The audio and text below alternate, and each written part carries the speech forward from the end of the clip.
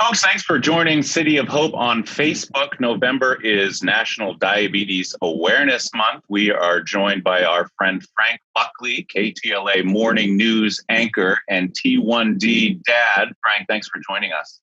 Of course, happy to be here. Now, we understand your son Ben has type 1 diabetes. Could you talk to us about how he was diagnosed and a little bit about what your family's journey has been like since then? Of course.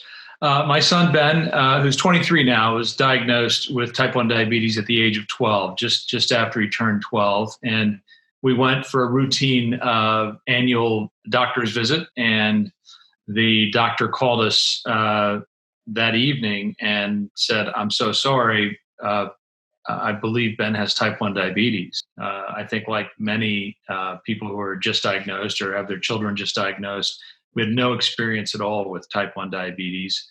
And so we thought it must be a mistake.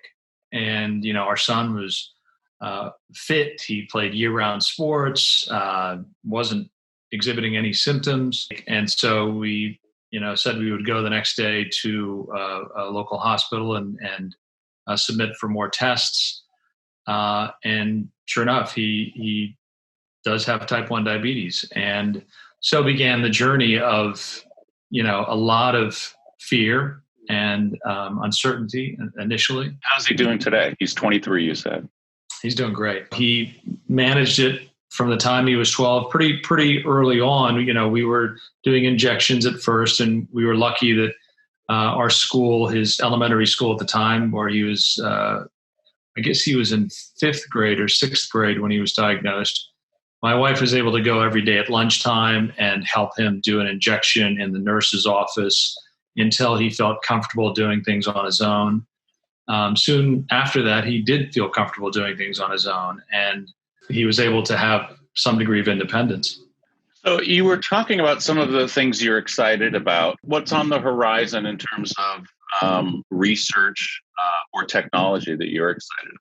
Dr. Bart Rope, who has been a great partner with JDRF, is looking at the immune system, and that's such a part of the type 1 diabetes story.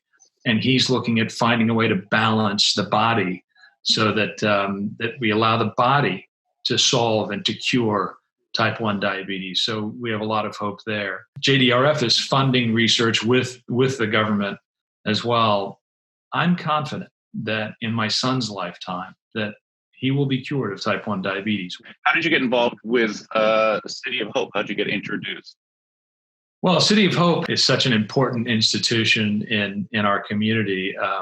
Dr. Rahul Jandial, one of your chief researchers, is our chief medical contributor on the KTLA Morning News. So I keep up to date on what's going on at City of Hope. Frank Buckley, thank you so much for joining us today.